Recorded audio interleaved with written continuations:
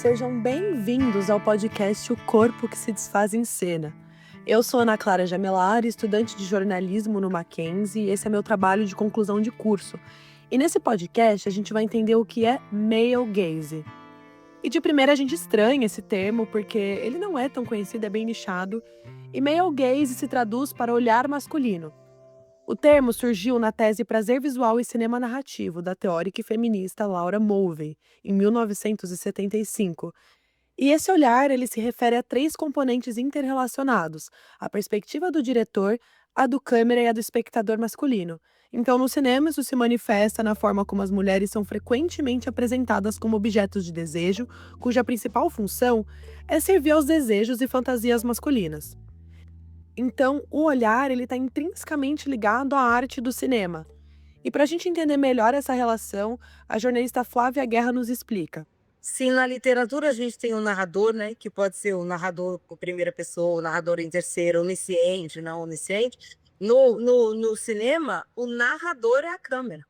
Quando não há um filme, vamos falar assim, em que há um voice-over, né, o narrador está em voice-over, etc., o narrador está lá em terceira pessoa, sendo, às vezes, não onisciente, às vezes onisciente, depende de como a câmera se relaciona, né, a narrativa se relaciona. Mas é por meio do olhar da câmera que a gente entende o mundo, né.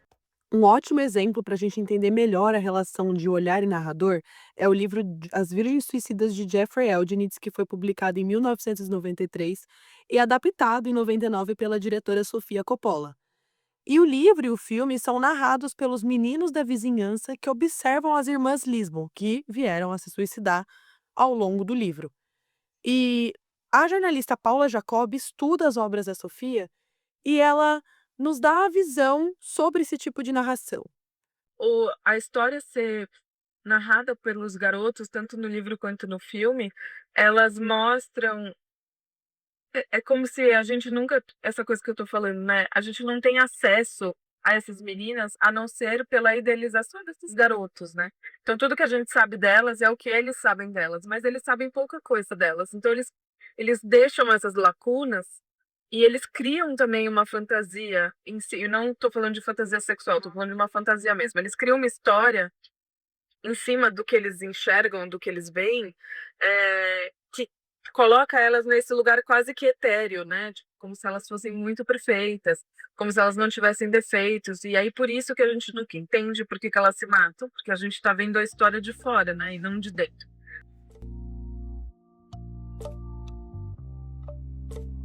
A Paula fala uma palavra muito importante, que é a idealização. A idealização, ela cria estereótipos ou tropos que vêm do inglês de tropes, que são essas caixinhas que as personagens femininas são colocadas muitas vezes e vendem facilmente. Um exemplo é a Manic Pixie Dream Girl, que é um tropo criado pelo Nathan Webb em 2005, que existe apenas para ensinar o protagonista masculino a viver a vida, mesmo que para isso ela não tenha uma vida própria ou próprios objetivos. Na sua maioria das vezes elas são excêntricas e peculiares, mas ela é completamente idealizada e ela serve como um catalisador para o crescimento do protagonista. Um outro exemplo é a mulher na geladeira, que é a esposa que morreu e ajuda o protagonista a seguir em frente daquela morte ou ter a sua construção pessoal. Entre diversos outros estereótipos. E a antropóloga e crítica de cinema Isabel Whitman nos explica melhor sobre isso. Essa questão dos tropos narrativos, né, que às vezes são esses tipos que podem auxiliar alguém que está construindo um roteiro, né, a pessoa que esteja fazendo o roteiro, no sentido de que eles existem porque eles dão certo, assim, de certa forma, né. Então existem certas repetições narrativas que, elas simplesmente funcionam com o público. Mas aí a gente entra em um ponto em que, se os personagens se encaixam em determinados tropos, significa que elas não estão suficientemente caracterizadas, e aí elas começam a ficar num nível meio raso, que a gente não consegue discernir uma personalidade, sei lá, um ser que esteja vivendo naquela representação, né. E aí a gente entra a Manic Manic Pixie Dream Girl, mas aí a gente vai ter a que sequer existe, que é a mulher na geladeira, muitas vezes sequer existe, né? Porque ela é só a namorada, a companheira, a esposa, enfim, que foi morta ou às vezes raptada, às vezes com sorte ela ainda tá viva, para motivar o herói protagonista, né? Ou às vezes ela é definida por outros tipos de relações que não necessariamente as relações amorosas, por exemplo, a mãe ursa, que ela é só aquela mulher que vai fazer tudo pelos filhos, mas a única característica dela é ser mãe, então ela não existe para ela mesma, né? Ou assim, a gente entra em estereótipos racistas às vezes, né? Como, por exemplo, a Mami da representação negra, ou a Dragon Lady na representação de mulheres do leste asiático, né? E esses estereótipos rasos, eles afetam as meninas que assistem esses filmes e assistem a mídia, por mais que eles vendem muito. Então, até mesmo a Mami e a Dragon Lady, que são estereótipos racistas, eles afetam essas meninas que estão assistindo. A Mami, que é sempre a mulher negra que é escrava ou a funcionária, ou a Dragon Lady, que é aquela mulher, do leste asiático que é completamente sexualizada e misteriosa e até enganosa, e a Isabel complementa mais sobre esses estereótipos. Mas e também, eu mencionei de quando a gente é criança e começa a assistir as coisas e começa a reparar nos protagonismos e nos personagens, tem um clássico desses tropos que é a Smurfette, né, a síndrome de Smurfette, né, então, assim, todos aqueles desenhos animados de quando a gente era criança, que tinham personagens que cada um tinha uma característica e o nome vem por causa dos Smurfs especificamente, cada um tinha uma habilidade, um trejeito, uma função e tudo mais. E a função da personagem feminina é ser mulher, então geralmente ela é caracterizada por usar um lacinho ou qualquer coisa do tipo, salto alto. E essa é a diferença dela em relação aos demais. Então ela não tem uma profissão, uma atividade que ela realize, ela realmente é a mulher entre vários homens. Então a gente vê que realmente assim quando o personagem ele fica muito num nível raso de desenvolvimento, vale para mulheres, vale para outras questões também. É muito difícil de estabelecer um tipo de relação um pouco mais profunda, até de identificação, né? Porque fica realmente estereotipado e pouco desenvolvido.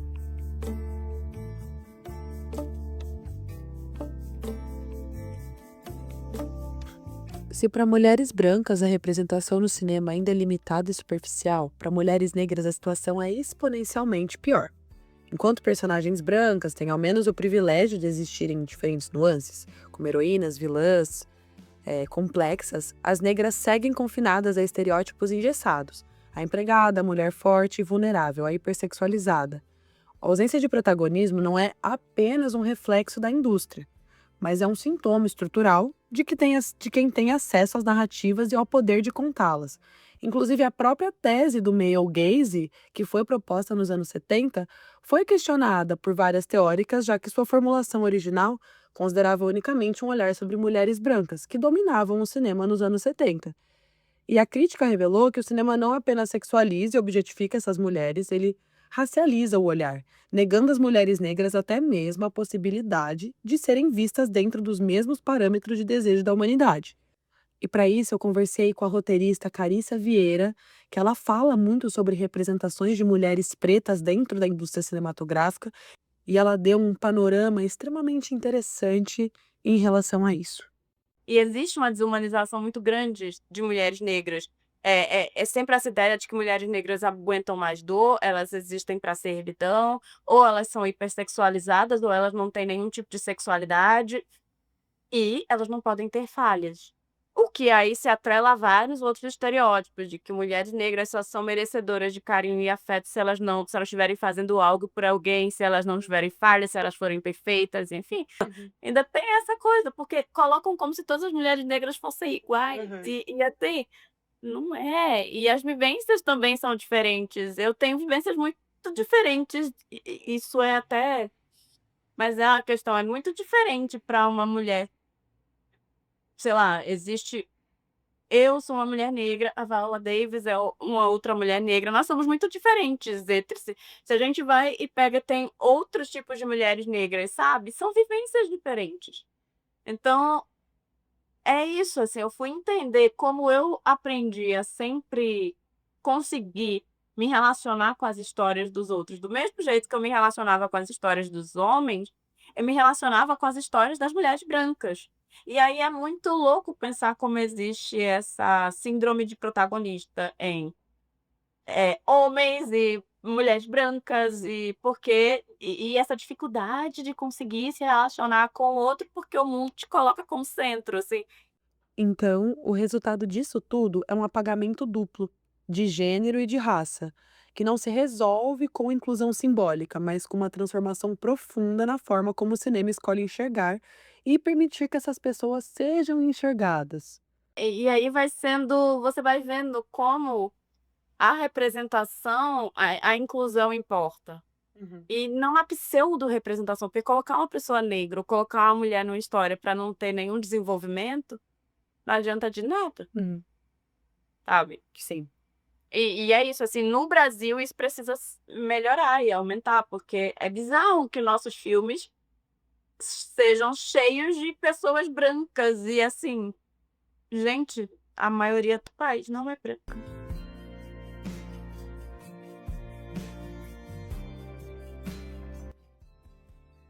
Então, se normalmente as representações de mulheres, no geral, nascem sob um filtro de olhares que reduzem elas dentro do cinema, é natural que essa lógica se estenda à forma como a violência contra mulheres é retratada.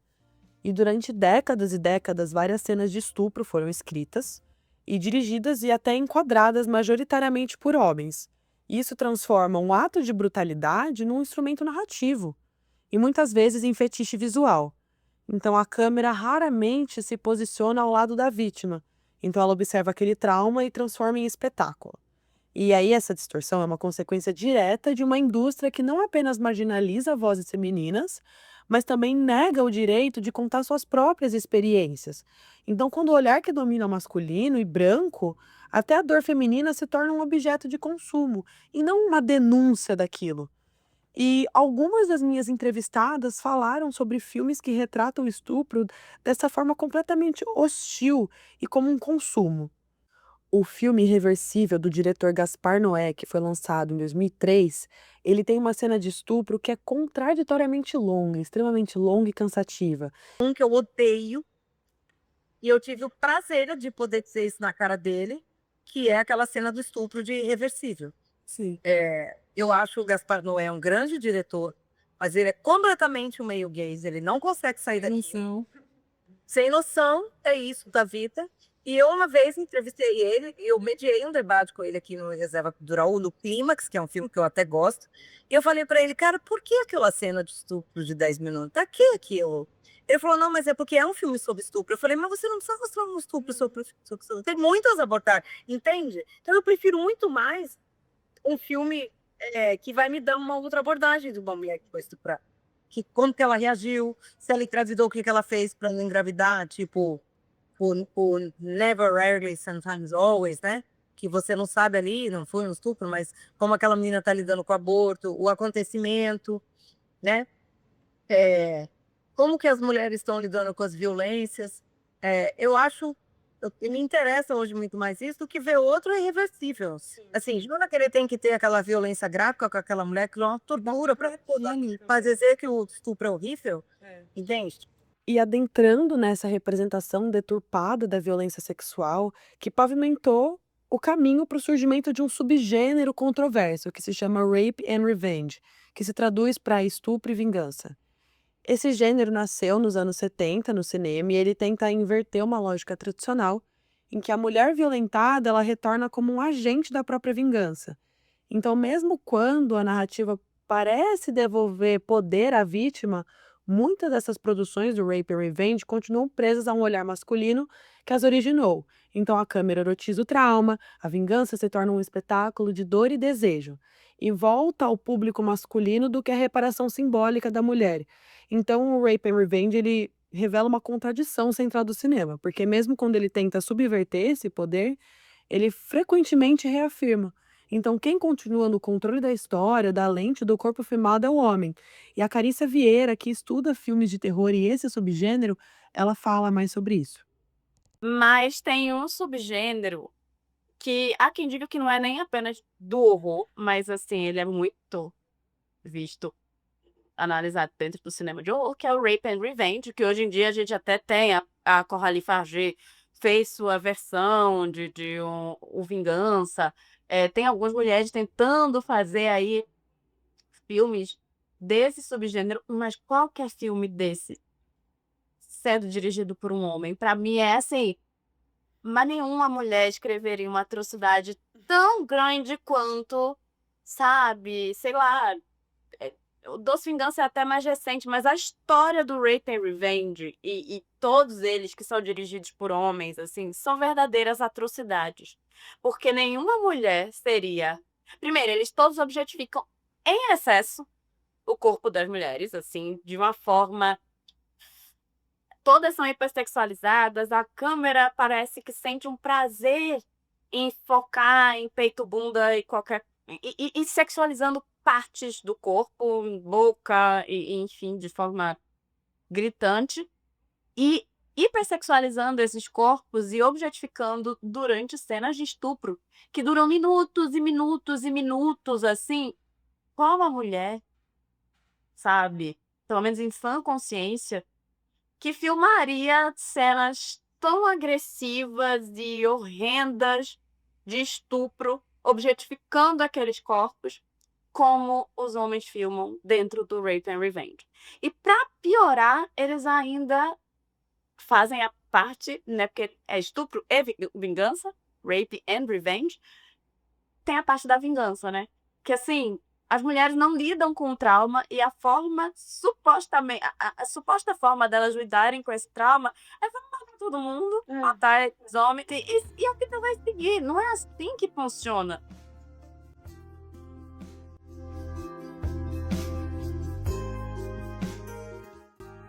Depois desse panorama de representações distorcidas dentro do cinema, a gente pode agora vir com um olhar um pouco mais otimista, que é com a entrada de mais mulheres atrás das câmeras, e como isso é um passo fundamental para reconfigurar o imaginário cinematográfico. Então, o olhar muda as narrativas, os corpos e as formas de sentir, e diversas produções dirigidas por mulheres exploram a experiência feminina com complexidade, vulnerabilidade e raiva, e sem medo nenhum de desafiar convenções designadas pelo male gaze. E para ajudar essas produções e diretoras, as críticas de cinema são uma ferramenta fundamental. Como a crítica percebe o filme, né? Às vezes um filme vai passar mais desapercebido na abordagem do público masculino, do crítico masculino, da mulher não, às vezes.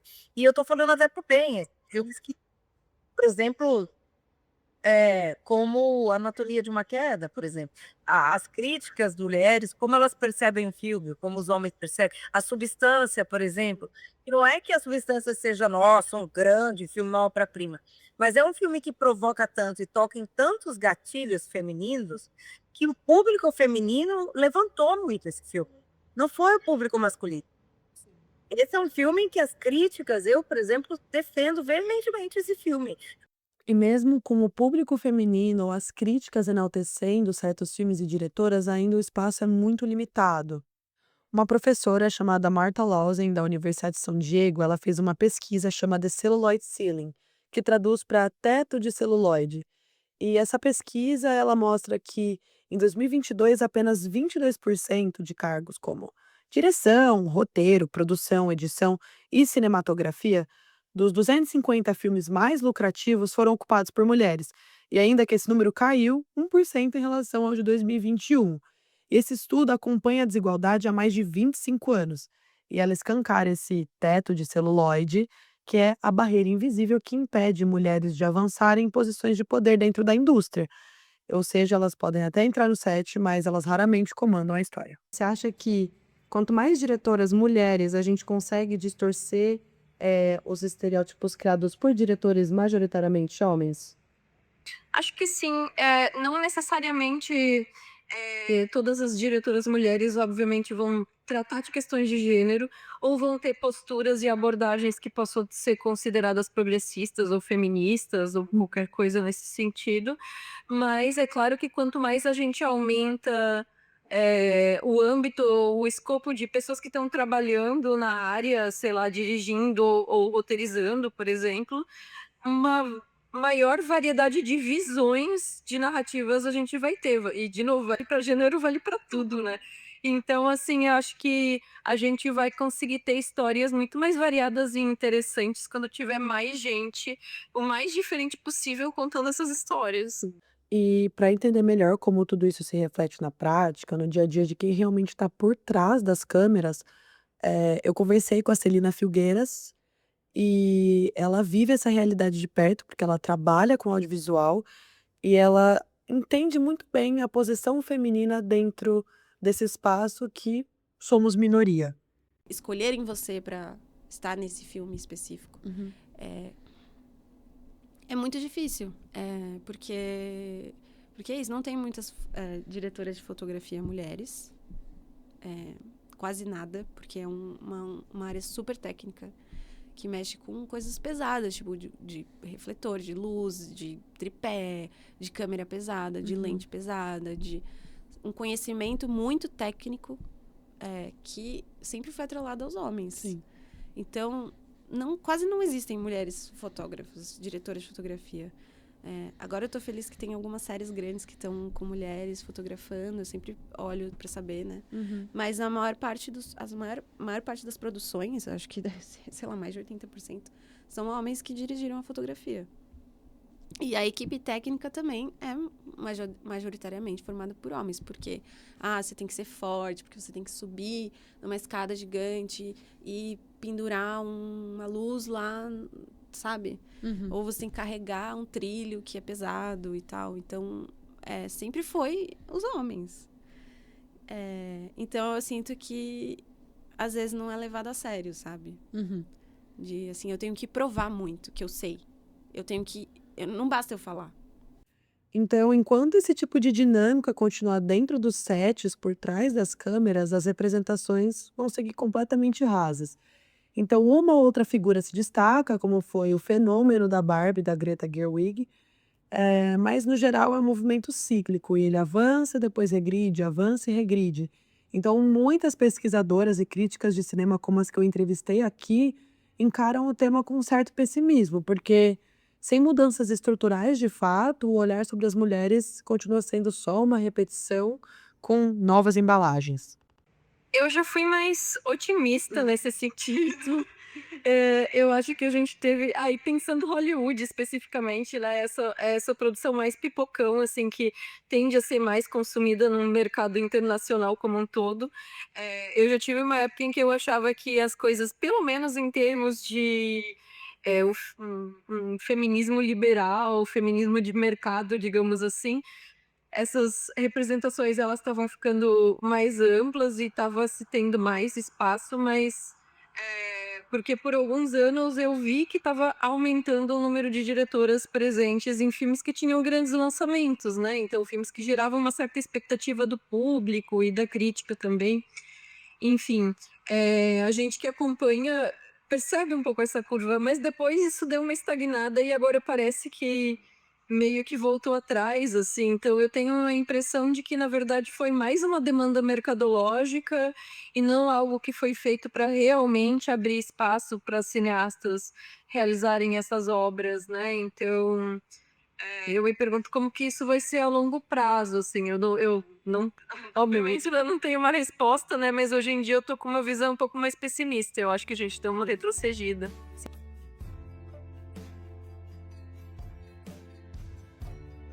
Então, no final das contas, o cinema sempre foi e ele continua sendo um espelho do mundo. Enquanto o mundo ainda insiste em enxergar as mulheres a partir de um recorte limitado, é isso que vai continuar sendo projetado nas telas, versões editadas, suavizadas e estereotipadas daquilo que somos. Tem uma influência mercadológica que dita o que vende, o que agrada e até o que funciona, e nesse processo que muitas narrativas femininas são moldadas e silenciadas. Então, ainda assim, a cada nova diretora, a cada nova mulher que se impõe atrás das câmeras, ela abre uma fenda nesse mercado e é uma rachadura no teto de celuloide que pode se transformar numa fresta e, enfim, entrar novas perspectivas e novas formas de existir dentro da cena. Então, por mais que é uma mudança extremamente lenta e quase improvável, tem uma revolução que começa quando alguém decide filmar o invisível. O corpo que se desfaz em cena é, antes de tudo, uma reconstrução. É o direito de olhar e ser olhada com verdades, com nuances e humanidade. E talvez quando o cinema enfim permitir que esses corpos se refaçam, livres, múltiplos, inteiros, a gente possa dizer que o espelho começou a mudar. Você ouviu O Corpo que se Desfaz em Cena, um podcast produzido, roteirizado, apresentado e editado por Ana Clara Gemelaro. Este podcast foi desenvolvido como parte do trabalho de conclusão de curso em jornalismo da Universidade Presbiteriana Mackenzie, sob orientação do professor Hugo de Almeida Harris. Participam desse episódio as críticas de cinema Flávia Guerra, Paula Jacobi, Isabel Wittmann, a roteirista Carissa Vieira e a produtora audiovisual Celina Filgueiras. Agradecimentos à Universidade Presbiteriana Mackenzie e a todos que contribuíram para a realização desse projeto. Este trabalho é do segundo semestre de 2025. Esse trabalho de conclusão de curso não reflete a opinião da Universidade Presbiteriana Mackenzie. Seu conteúdo e abordagem são de total responsabilidade de seu autor.